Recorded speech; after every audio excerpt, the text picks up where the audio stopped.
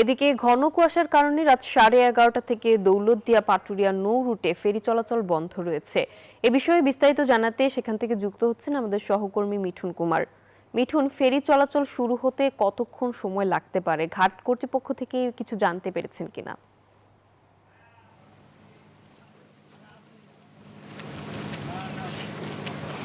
ধন্যবাদ নাফিজা। এই মুহূর্তে বিআইডব্লিউটিসির যে ঘাট শাখার ব্যবস্থাপক সালাউদ্দিন, তিনি কিন্তু এই ঘাটে এসেছেন। তিনি আমাদের সঙ্গে কথা বলেছেন। তিনি আমাদেরকে জানিয়েছেন যেহেতু এই কুয়াশার কারণে কিন্তু শীতের বেশিরভাগ সময়ই কিন্তু আসলে ফেরি সকালে এবং গভীর রাতে বন্ধ থাকছে, যার কারণে কিন্তু দুর্ভোগ পোহাচ্ছে যাত্রী এবং যানবাহন। সেই বিবেচনা করে তিনি কিন্তু আমাদেরকে জানিয়েছেন যেহেতু এটি প্রাকৃতিক সমস্যা, যার কারণে এটি যে কতক্ষণ নাগাদ চালু করা সম্ভব সে বিষয়ে তিনিও সুনির্দিষ্টভাবে আমাদেরকে জানাতে পারেননি।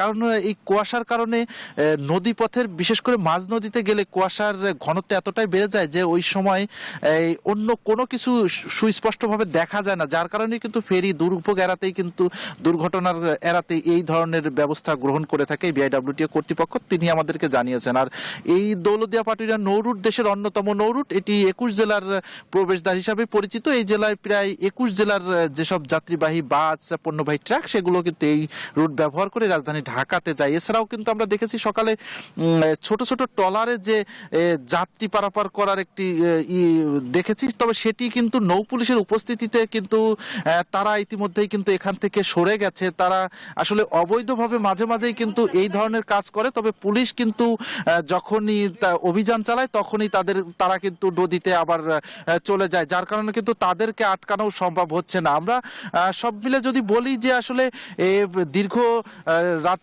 11:30টার পর থেকে এই ফেরি চলাচল বন্ধ থাকার কারণে কিন্তু রাজবাড়ীর দৌলতদিয়া প্রান্তে প্রায় 2 থেকে 3 শতাধিক যাত্রীবাহী বাস, পণ্যবাহী ট্রাকের যে দীর্ঘ সারি রয়েছে সেটি কিন্তু আরো কতক্ষণ থাকবে সে বিষয়ে কিন্তু সুনির্দিষ্ট এখনো জানা যায়নি। এই ছিল আমার কাছে রাজবাড়ী থেকে ফেরি চলাচলের সর্বশেষ তথ্য। ফিরছি স্টুডিওতে নাফিজা।